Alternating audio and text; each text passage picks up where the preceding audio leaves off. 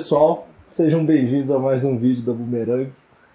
Hoje a gente está aqui com o ilustríssimo tricampeão brasileiro do Red Bull Freestyle, 2 vezes vice-campeão. Tem mais título? Uma vez terceira. Fui vice-campeão sul-americano do Kame, né? Do Kame World Classic, que o Eric foi campeão.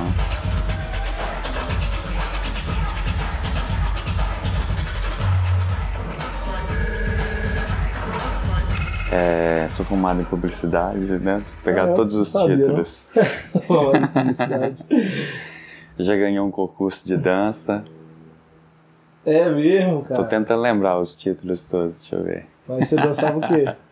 Dançava breaks. A gente chamava... Não sei, eu esqueci o nome, cara, mas era estilo Hammer. Sabe MC Hammer?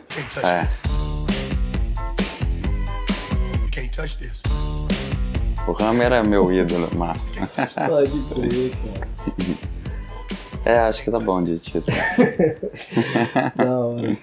E seja bem-vindo a Goiânia aí mais uma vez. Muito obrigado. Há quanto tempo você não vinha aqui, cara? Putz, cara, acho que eu vim pro Freestyle. Na verdade, foi uma ação do Freestyle em 2014, eu acho. Ou 15. 2014 ou 15, não lembro. Já tinha uns 3, 4 anos. Bom tempo. Muito obrigado pela oportunidade, né, de voltar aqui. Da hora. Seja sempre bem-vindo. Cara, essa é uma entrevista, na verdade, mais um bate-papo mesmo sobre a cena de discotecagem como um todo, performance, técnicas. E antes de mais nada, acho que seria legal você contar um pouco para o pessoal a sua história. Como começou, como você começou tocando. Brevemente, assim, até os 14 anos de idade, eu não me interessava muito por música. Só queria saber de jogar bola. Aí com 14 anos eu comecei a ouvir uma rádio lá em BH, que chamava 107 FM, que foi a primeira rádio em BH a tocar música de danceteria, vamos dizer assim, que era o house na época, que estava estourando e tal. Aí, foi paixão a primeira audição, vamos dizer. Aí já comecei a me empolgar, a comprar discos, eu começava a procurar as músicas que eu ouvia na rádio para ter em disco, né? E comecei a frequentar a matinê, né? Na época rolava muita matinê, pelo Brasil todo, né? Tinham várias matinês, aí lá em BH eu ia especificamente numa que chamava Olímpia, né? Uma casa de show grande. E fui me empolgando com isso, sacou? Fui me envolvendo. Aí participei de uma equipe de som, depois entrei num clube, né? Fui residente de um clube em BH. Depois, na virada dos 2000... Não, dos anos 90... Dos anos 90 para 2000, eu comecei a tocar breaks. A cena eletrônica mais underground, assim, começou a crescer. Né? Ter mais espaço. E eu gostava muito de ir nas festas. E eu achava legal porque era um tipo de festa que a galera ia para ouvir o DJ, independente do que ele ia tocar. A galera se identificava com o estilo do DJ, né? Então o cara podia fazer um set de 2 horas de músicas desconhecidas, a pessoa nunca ouviu, mas ela estava ali disposta justamente a ouvir o que ela não conhecia, né? Que era diferente da cena mais comercial, por exemplo, de clube, onde eu era residente, que é lógico que a gente tinha sempre que estar tocando coisa nova, né? Tentando emplacar uns hits e tal, mas a galera já ia esperando por muita coisa, né? Você tinha que tocar coisas que todo mundo já conhecesse. E aí eu comecei a me interessar muito por essa área também, mais underground, assim. Aí eu me especializei em tocar breaks, que na época veio uma onda que chamava de New School Breaks, que era tipo o breaks que já existia, mas com uma pegada mais eletrônica, assim, muito ligado ao drum and bass também. Porque nessa época desse boom do eletrônico mais conceitual, assim, no Brasil todo, você tinha meio que se especializar em uma vertente, sacou? Eu acho que foi um crescimento natural. A música eletrônica foi crescendo e foi criando vertentes. E aí chegou nesse ponto que cada um tinha que escolher uma vertente para ser aquilo. E aí eu escolhi breaks, foi onde eu comecei a tocar fora de BH também. Comecei a tocar em São Paulo a primeira vez em 2004. Aí comecei a tocar lá com uma certa frequência e tal, porque rolava muito essas festas assim, de eletrônico, e cada DJ fazia especificamente um estilo, né? E aí depois em 2008 foi a primeira vez que eu usei timecode. Hoje em dia eu uso o Serato, mas na época foi o Torque.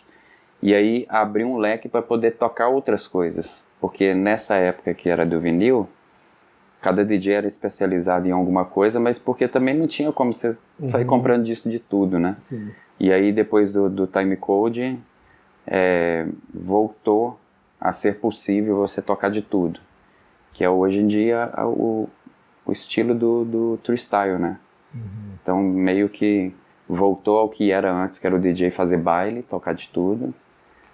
E só que hoje com os recursos que tem, né? Mas nesse meio tempo aí eu toquei em rádio, né? Fui residente em alguns clubes. Toquei fora pela primeira vez em 2007, que eu fiz uma tour, 2008 fiz outra, e em 2010 eu envolvi com o Freestyle. Competi 3 anos, né? 2010, 11, 12. E de 2013 pra frente eu passei a ser um dos jurados e o curador da competição aqui no Brasil.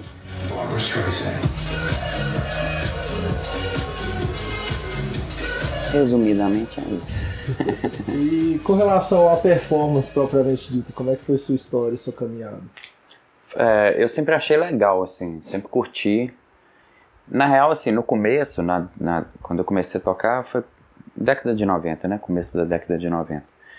Era tudo uma coisa só. Todo DJ, quando você falava com alguém quando alguém me perguntava, o que você é? Eu falava, é DJ? Ah, você faz assim, sabe? Já relacionava aqui com squat. E eu acompanhava muito do MC. Sempre acompanhei, eu gosto pra caramba do campeonato. Mas lá em BH, acho que eu não falei, né? Que eu sou de Belo Horizonte. Eu falei, não lembro. O sotaque quase não parece.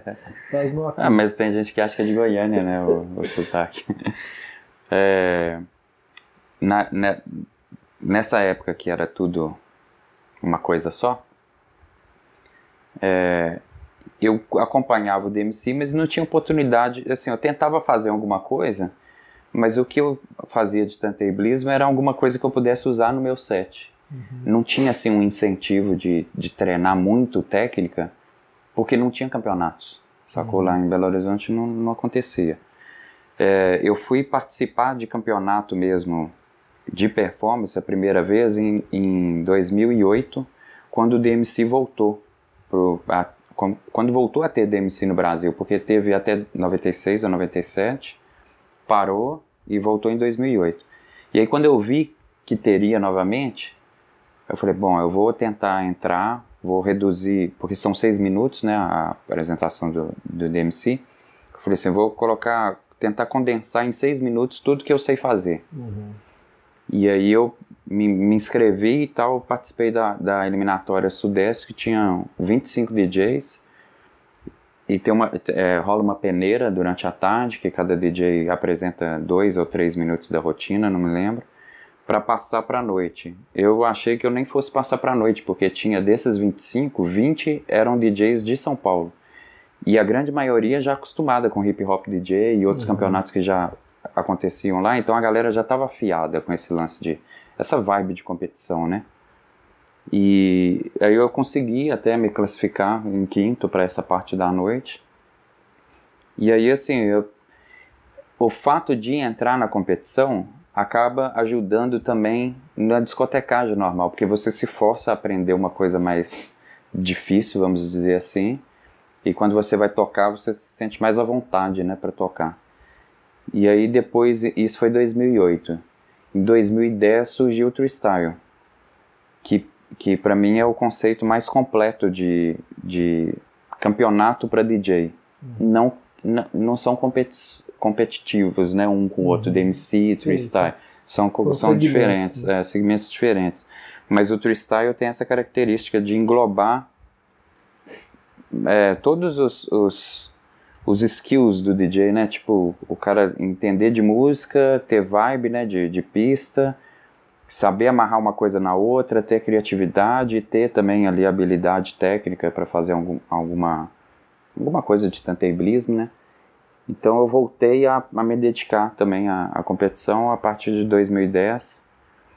E mais, assim, uma outra coisa, eu participei assim, mais voltado para o turntablismo, e especialmente esse ano. Na verdade, no ano passado, teve o Cayme World Classic, que é um campeonato da Nova Zelândia, que a princípio seria só online. Foram 6 etapas pelo mundo, várias regiões, e aí eu entrei na etapa aqui da América do Sul. E aí é um campeonato bem técnico mesmo, é como DMC. Aí eu acabei voltando a me dedicar. Eu nunca me dediquei o tempo todo direto, entendeu? Igual, sei lá, o Eric, por exemplo. Que ele sempre fez isso, entendeu? Então ele todo ano ele estava participando do DMC, então quando ele saía, ele voltava da competição do DMC, ele já começava a treinar para o DMC seguinte, sacou? Então ele foi treinando ininterruptamente. Como eu fui fazendo outras coisas, eu sempre fiz isso de maneira bem pontual, assim. Mas fiz ano passado para essa etapa online do Cayme World Classic. Como eu fiquei em segundo, eles fizeram no começo desse ano a final mundial com o primeiro e segundo lugar de cada etapa. Então aí eu tive que treinar de novo, né? Meti as caras no começo do ano, de janeiro, fevereiro, praticamente eu fiquei por conta disso, para disputar lá a final no mundial. E aí lá foi demais, porque tinha vários caras que eu gosto, né, que eu acompanho de competição, assim. E o clima de competição, né, eu acho legal, eu gosto dessa porque é um clima meio de uma rincha, mas todo mundo é amigo, todo mundo sacou? é amigo, é um grande aprendizado. Né, cara? É um intercâmbio muito foda, cara, porque você vê o jeito que o cara faz, alguma coisa, assim, só a sinergia da galera ali, sacou? Tipo, contribui pro aprendizado, assim, né? Você aprende meio que por osmose, sabe? Você senta ali, fica parado, você já tá aprendendo. Certo. A gente conversando mais cedo, lá na Nova Zelândia, você conheceu 2 meninos prodígios aí, né? Da cena turntablismo mundial. E eu queria ver como que você enxerga o papel da educação na formação de DJs, entendeu?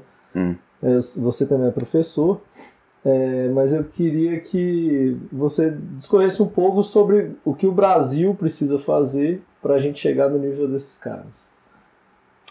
Cara, não sei, assim, porque tem toda uma questão cultural também, né? Aqui a cultura tem outras... o povo tem outros interesses, né? Querendo ou não, isso ainda é uma cultura marginal, bastante marginal aqui, porque já é marginal fora. Sacou? Mesmo nos Estados Unidos, que é o berço da parada toda, não é uma coisa assim, vamos dizer, uma cultura de massa. Né? O KLJ, na entrevista que a gente fez com ele definiu o nosso trabalho como um trabalho de resistência. Sim.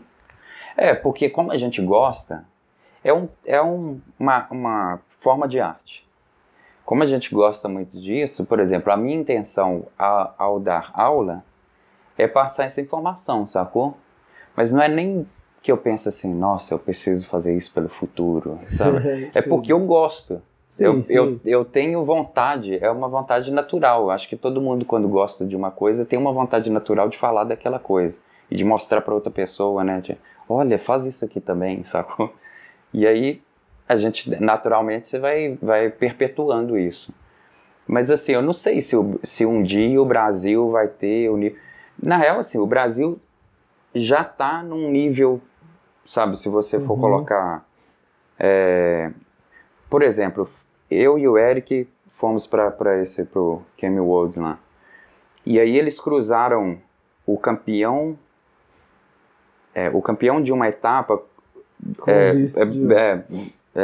competia com o vice da outra.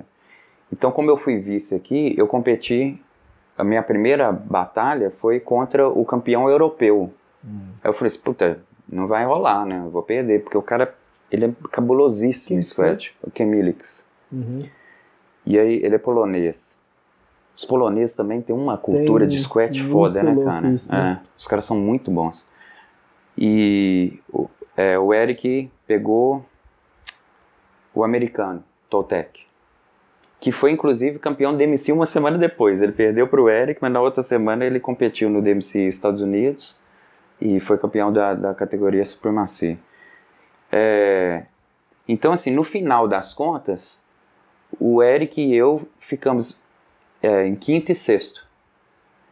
E os Estados Unidos ficou atrás. Os dois caras dos Estados Unidos. Então, assim, se a gente for olhar, pegando... É lógico, eu teria que pegar uma amostragem maior, mas pegando especificamente esse campeonato, o Brasil ficou na frente dos Estados Unidos. Os Estados Unidos é o berço da parada, sacou? Sim. Então, assim, e por todas essas vezes que o Eric foi no DMC, o Eric é o não, tô falando pra caramba do Eric, hein? Salve, Eric. Mas entra em assunto de tantebilismo. No Brasil, naturalmente, vai citar ele. Ele é o recordista mundial de participações no DMC. Então, ele é bem um exemplo dessa resistência, porque ele participou, se não me engano, 9 vezes, cara. Sacou? E ele foi ganhar da 8ª, na verdade, porque ano passado ele foi de novo, ele ganhou nós estamos em 2016, né, que ele ganhou. Isso. Foi. Ele foi campeão em 2016. Sacou? E toda vez tá indo lá, metendo as caras, sacou? O RM, enfim. A gente tá sempre, mesmo no freestyle, por exemplo, eu participei, o Soul Jazz, o Bazin, eu participei do freestyle 2010, 11 e 12, mas teve também a Sinara conseguiu ficar entre as finalistas, sacou? O Marquinhos conseguiu ficar entre os finalistas. Então, assim, o Brasil sempre marcou presença. Só que eu acho que não tem volume. Tem bons...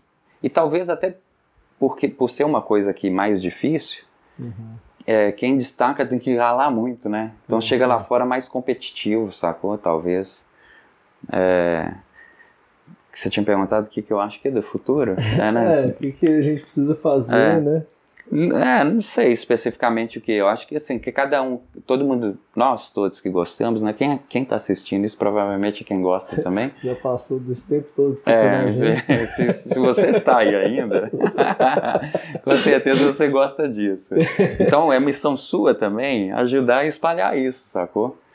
Esses meninos que você citou aí, o Reno e o Suíça, tem outros pelo mundo. Eles são vamos dizer, vou falar poeticamente agora, um sopro de esperança.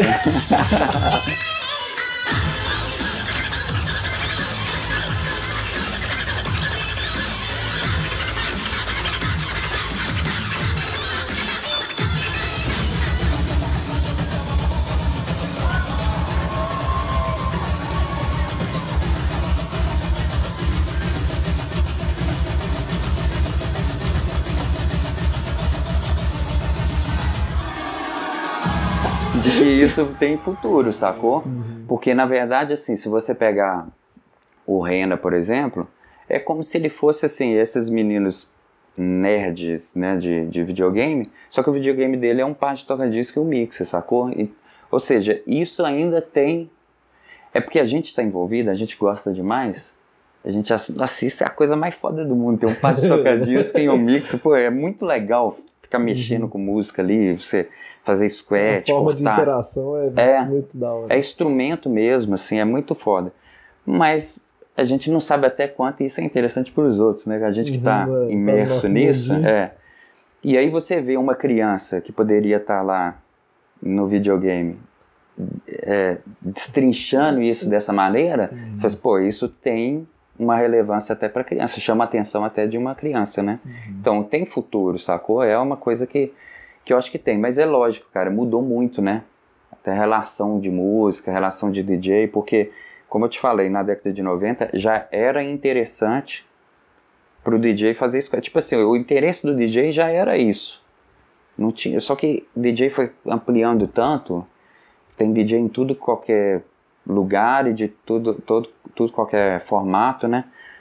E aí ficou uma coisa meio DJ dispersa. Que não é DJ. Muitos, né? Bastante até. E aí ficou muito disperso. Então, assim...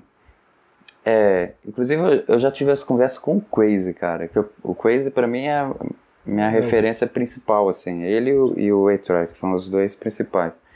Mas a gente estava conversando uma vez sobre isso, sobre o futuro do turntablismo, né? E aí ele estava comentando desse lance assim, de como mudou, que o interesse nosso era tocar. Você via o DJ tocando e falou, que legal, né? Você ficar selecionando as músicas, fazer as pessoas dançarem, né? É mágico essa parada, né? Sim. E hoje em dia, todo mundo tem computador, tem acesso à internet, baixa um Fruit Loop pirata, começa a fazer música, e aí a referência da molecada são os DJs de EDM, de festival, sacou? E esses DJs, eles são mais produtores do que DJs. Sim. E aí é bem democrático, né? É mais democrático do que na minha época, que você tinha que comprar disco, um par de toca-disco e mixer. Hoje em dia, o nego começa de graça no computador, baixa de graça ali e vai fazendo. Se o cara tem um talento para aquilo, ele vai conseguir fazer boas músicas, vai chamar atenção para o nome dele, automaticamente ele vai ser convidado a tocar. Alguns pegam interesse pela parte de discotecagem mesmo e aprendem a tocar, e tem outros que falam, não, eu só gosto de mostrar minhas músicas, sacou? Então vai lá, já vai com o set pronto, ou faz o básico ali com dificuldade, sacou? Mas, enfim, é outra vibe. Então, assim, hoje em dia, o ponto de interesse não é o mesmo de antes, né? Então, nessa transição aí, o turntablismo ficou uma coisa meio irrelevante, assim, vamos dizer, né? Para o processo do DJ. Tô falando muito, né, cara? Vai ficar muito grande essa entrevista, né? Isso aí, quanto mais melhor. Da hora. Eu gostaria que você citasse algumas dicas, assim, para quem tá começando. Isso a gente faz com todos os DJs, assim. Tipo, o cara quer virar DJ hoje. A minha dica número 1, desista. Se você não desistir é porque você gosta mesmo, então aí você vai tocar à frente, entendeu? Não adianta eu falar desistir. Porque realmente é difícil. Assim, se a pessoa tem ilusão de que eu vou virar DJ para ganhar dinheiro, já tá errado, sacou? Você tem que fazer porque você gosta, e aí, com sorte e bastante trabalho, você pode conseguir fazer isso virar uma profissão. Mas tem muitas dificuldades. A gente que é do meio, de qualquer meio, né? A pessoa fala assim, não, minha profissão é muito difícil e tal. Mas a profissão de DJ realmente tem algumas características assim que são incomparáveis, sabe? Nenhuma outra profissão tem, assim, umas distorções de valores mesmo, assim, entendeu? De um cara que um cara que vai pro palco fingir que tá fazendo uma coisa e ganha 30 vezes mais do que uma pessoa que realmente faz uma coisa, faz aquela coisa. Que ele está sendo pago para fazer, teoricamente. Então, assim, só para não citar um exemplo bem, bem pessoal, mas nesse nível, sacou? Nenhuma profissão você vê um cara assim... A falcatrua, tão evidentemente. É porque a falcatrua no mundo DJ, ela consegue se permanecer. E o cara pode ser um fake DJ durante muito tempo, sacou? Então, assim, não tem nenhuma professora que o cara consegue se sustentar tanto tempo. Por exemplo, todo mundo fala de BBB, né? Que o nego sai do BBB e vira DJ. E vira ator também. Só que só fica como ator se for bom. Sacou? Deve ter salvado nesse tempo todo aí, sei lá, umas 2, 3 pessoas que tiveram essa oportunidade e tal. E eu não sou contra a pessoa aproveitar a oportunidade da vida, sacou? A sorte que a vida deu, dela ser uma pessoa pública, ser modelo, sei lá, ser o que for. Ela aproveitar que ela já tem atenção e usar isso em benefício próprio, se apresentando como DJ. Mas eu respeito a pessoa desde que ela entre na profissão, respeitando a profissão. Só que se ela entrar e falar assim, não, beleza, agora eu tô atacando de DJ, então tem que aprender a ser DJ, sacou? Então vai lá e toca, faz um negócio bem feito ali, entendeu? Mas assim, é que se existe é porque tem quem consuma, né? Sim. Então não adianta atacar as pessoas, sacou? Eu acho inútil falar assim, porque fulano não é DJ, que não sei o quê. Cara, mas se a galera tá consumindo, mais uma vez, o que você que tá assistindo até agora tem que fazer é divulgar os bons DJs. E não ficar falando mal dos caras que não são DJs, sacou? Dos fakes. Toda E aí vocês mídia promovem ele. Toda mídia é boa. Sacou? Por incrível que pareça né? Você lembra quando deu aquele boom do Jesus Luz, todo mundo falando de Jesus Luz, eu falei, velho, você não gosta, só não dá ideia, entendeu? Dá ideia pra que você gosta. Você não vai ajudar em nada Vamos falar na de coisa cena, boa, né? Legal. Estamos chegando ao fim da entrevista e caminhando para o fim. E a gente tem feito, nas últimas edições, a gente tem feito um bate-volta. Assim. Por exemplo, eu te dou duas opções, você escolhe uma na pergunta. Vou fazer uma trivial que a gente já sabe a resposta. Cerato ou Tractor? Deixa eu pensar, cara. Bom, sem explicações, né, Cerato? Não, pode ter explicação. Não, você já teve algum contato aprofundado com o Tractor? Com ele e com o Record Box. Eu costumo brincar assim, de que quanto mais eu conheço o Tractor, mais eu gosto do Cerato. Mas, na verdade, assim, é lógico, eu falo mais de rincha, de brincadeira lá na banca. Eu dou aula de DJ lá na DJ Ban, né? E lá a galera é mais do Tractor. Aí tem um professor de Cerato além de mim. Aí tinha uma rinchinha, a gente fica brincando e tal. Mas, assim, é lógico, eu falo isso de brincadeira, porque, com certeza, se o Tractor não fosse bom, o Quaze não usaria, o Shift não usaria, sacou? Tem uma galera que usa. O Code não usaria. Mas, assim, todos os softwares, esses três, né, que são os ponta de linha, assim, esses softwares, eles são... eles não pecam em nada, assim, entendeu?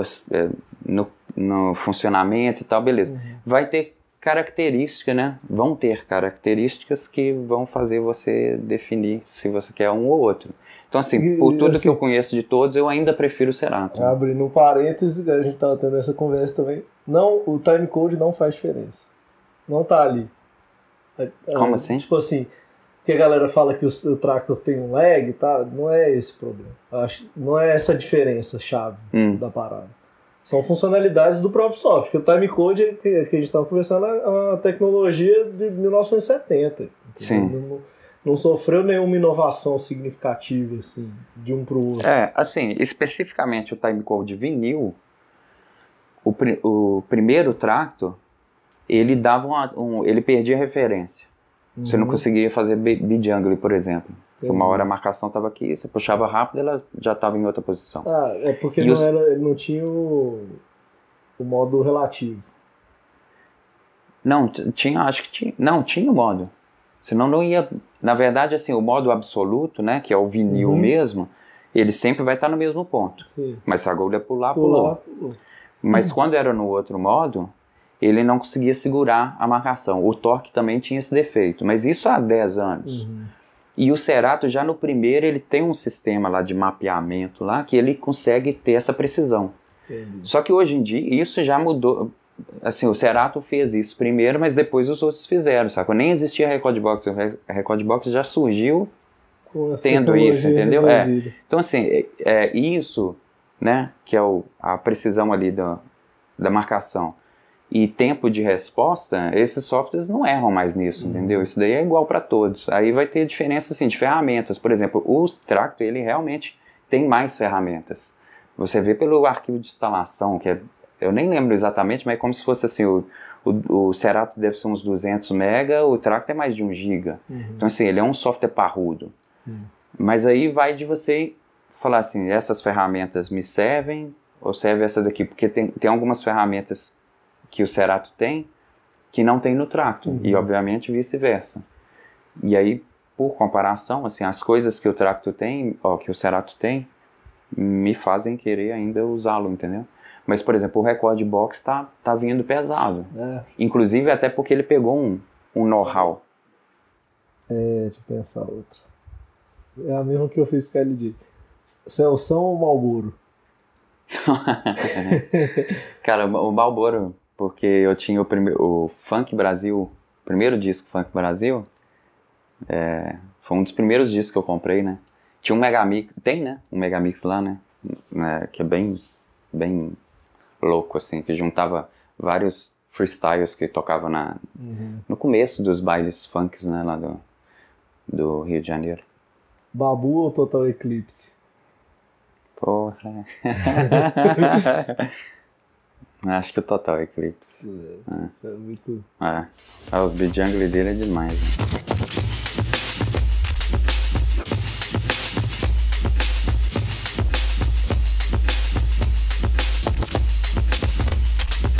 E ele tava lá no Kanye West Classic, ele foi um dos jurados, Nossa, teve uma hora que ele começou, porque teve uma festa pós-competição, num clube, né? A competição foi tipo num teatro, e teve essa parada depois, ele fazendo, você vê os caras pirando, o Brace, o Vector, sabe? O Vector do lado dele, assim. Eu gravei, tipo, tava gravando ele, mas é o Vector do lado, assim, pirando, sacou? É muito certinho, né? Ele é muito metrônomo, assim, né? Mas o Babu é foda também, lógico, né? Por isso é difícil a pergunta, né? Porque você coloca dois caras... Eu ainda colocaria um terceiro aí, que é o Melody. Mas, e uma outra, Grandmaster Flash ou Jazzy Jeff? Jazzy Jeff. Não, lógico, né? Por importância os dois têm demais, mas o Jazzy Jeff é mais versátil, né? Até ele, assim, eu já toquei com os dois. O Grandmaster Flash foi tocar na Jambox, que era a festa onde eu era residente e tal. Foi massa a festa, sacou? Foi demais, assim, encheu e tal, a galera curtiu demais. Mas ele não tocou nenhuma música que eu já não tenha ouvido mais de 1000 vezes, sacou? É legal de ver, porque o cara é uma lenda viva, sacou? E o que ele tocou é música que ele tocou quando era novidade, sacou? Tem música que, nem sei quanto tempo tem, 40 anos, 50 anos, mas ele tocou quando era novidade. O Jazzy Jeff continua tocando coisas que ele tocava, inclusive fazendo as performances que ele fazia, mas ele tá sempre se inovando, né? Ele pode fazer um set de 2 horas tocando muita coisa que você já ouviu, mas ele sempre vai tocar alguma coisa que você nunca ouviu. Então, por ele manter esse frescor do set, eu voto nele. Beleza. Você tinha alguma coisa para me perguntar? Eu tinha várias perguntas. Agora, estou aqui com meu amigo Kodo, de frente com o Edu. Roda a vinheta. Porque eu perguntei pra ele antes, tem que fazer uma vinhetinha minha, né? Uma carinha minha vindo assim. Eu perguntei pra ele antes da gente começar a gravar, ele falou assim, me pergunta quando estiver gravando. Por que o nome Boomerang, se é o seu scratch preferido? O nome Boomerang é porque, no meu entendimento, assim, destrinchando o ensino e o aprendizado como eu acho que deve ser, e da forma que eu aprendi, sendo bem crítico, pragmático, o Scratch Boomerang é o primeiro Scratch que ele divide o cérebro da pessoa. Por quê? Porque One Click, Two Click, Chirp, Stab, tipo assim, a coordenação é das duas mãos simultaneamente. Se você faz o chirp, é esse aqui. O boomerang é o primeiro que a mão esquerda faz uma coisa e a direita faz outra, no meu entender. Isso aqui. E é o primeiro, talvez seja na linha evolutiva, isso também que eu fiz a escola do Gilbert. Você já fez? Sim. Lá ele é o primeiro closed fader scratch, né? O primeiro scratch que você começa com fader fechado. Desses novos, Aí é tipo assim, eu coloquei, depois de muito brainstorming, na época ainda tinha os sócios aqui, eu fui, cara, e foi assim, o primeiro scratch que eu fiquei tipo 3 meses só tentando aprender ele. Eu acho que é tipo assim, sendo bem fuleiro, né, no meu termo, é o primeiro scratch que divide quem realmente quer se tornar tentabilista de quem não quer. Sim. Porque dos homens das crianças. Exato. Tipo isso, exatamente isso. Ele tem uma dificuldade particular que eu acho que é talvez a coisa que mais gera confusão assim, para você conseguir entender. É porque ele gera 3 notas na ida, 3 na volta. Então ele é um compasso 3x4 e normalmente a gente usa 4x4 para tocar. Musicalmente falando, ele é o primeiro scratch tercinado. E no método de beat juggling, que é aquele que eu já te mostrei uma vez, pá, e até na segunda metodologia do Ângelo, o primeiro passo para você entender o beat juggling é você tercinar. Ele chama de offbeat, não sei o quê. São batidas fora do beat. É quando você pega um compasso 4x4, toca 3 notas dele, depois toca 3 notas de novo e adiciona 2 notas. Sim. Aí você tem 8 3, notas, 3, 2. Aí você formou um 4x4 diferente. Ou seja, o segredo do turntablismo está na tercinagem. O segredo dos primeiros passos, né? Depois é extremamente complexo, né? Mas, bom, então tá, o boomerang é o seu scratch preferido? Não. Não? Eu acho que não. Não tenho um scratch preferido. Cara, assim. Pois é, eu tô te perguntando isso porque o Brace me perguntou isso. Ele tava fazendo aquele, acho que é drift, que passa com o dedão, que ele faz, ele tá, tipo assim, ele tá, isso lá no KM World Classic, que foi em março, só pra contextualizar. Ele tava empolgado com esse scratch nessa época, né, do ano passado pra cá. Porque ele estava experimentando isso em outras partes do disco, em outras regiões do disco, sacou? Normalmente a gente faz aqui, onde a gente está com a mão aqui. Então ele estava fazendo assim, tipo assim, dando a volta no rótulo, ou ele vem só do lado de cá, sacou? É ele que fez aquela barrinha? Foi o Brace que fez a barrinha? Acho que você tá falando que tipo, você faz esse scratch? Que você cola ela aqui do lado do toca-disco, assim. E tem umas bolinhas, você vai arrastando o dedo e faz... para fazer... acho que sim, mas enfim, ele foi e falou, ele me perguntou, ele falou assim, qual é o seu scratch preferido? Eu falei, putz, não sei, nunca tinha parado pra pensar nisso. Aí na hora eu falei que era o two click, porque eu demorei muito tempo pra pegar o two click, que o two click também tem uma particularidade que dificulta, que é o seguinte, porque você falou aí desse lance do boomerang, de ser uma mão fazendo uma coisa e a outra. Mas o two click por exemplo, quando você faz transforma, cada movimento que você faz, você gera uma nota. Cada movimento da mão que está no fader. O two click não. Você solta o som primeiro e o movimento da mão é para fazer o intervalo entre as notas. Então é mais complicado para entender. Tanto é que quando eu dou aula assim, para alguém que já faz scratch há muito tempo, assim, que a pessoa só faz meio intuitivamente, sem ter estudado. Ela vai fazer transforme. Ela tá cheia de vício. Porque aí a pessoa põe o dedão aqui, né, no crossfade, fazendo mute, e os dedos vêm fazendo nota. É como se ela estivesse tocando realmente um teclado. Cada toque que ela dá tá gerando uma nota. Quando ela tem que pensar que o crossfade tem que sair aberto, e aí cada toque que você dá é um intervalo entre uma nota e outra, é difícil entender isso, né? Eu passei por isso porque eu fazia transforme. Quando eu entendi, quando eu vi a primeira vez vídeo, eu falei, putz, mas não é, eu tava tentando como se fosse transforme, não é isso. Na hora que eu saquei que o som sai, aí você faz um corte, faz outro corte, para. Aí o som volta, faz um corte, faz outro corte, para. Eu falei, nossa, é mais difícil ainda, porque aí eu tenho que fazer a mecânica para lá e não para cá. A força de atuação é o contrário, né? Aí eu fiquei passando meses, velho, treinando isso aqui. Eu tinha um crossfader solto de mixer velho, e ficava com ele assim, sei lá, tô assistindo televisão, ficava tatac, pra pegar a força aqui, sabe, pra lá. E aí quando eu consegui pegar, finalmente fazer, aí, nossa, você fica, que legal, eu consegui, né? Aí talvez por isso eu falei com ele que esse seja o principal. Mas eu acho que o boomerang talvez seja o que eu mais gosto. É legal. Porque ele tem esse desafio aí de swing, você conseguir né?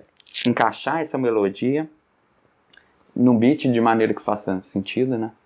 O que eu talvez goste mais assim é o Autobahn. Mas.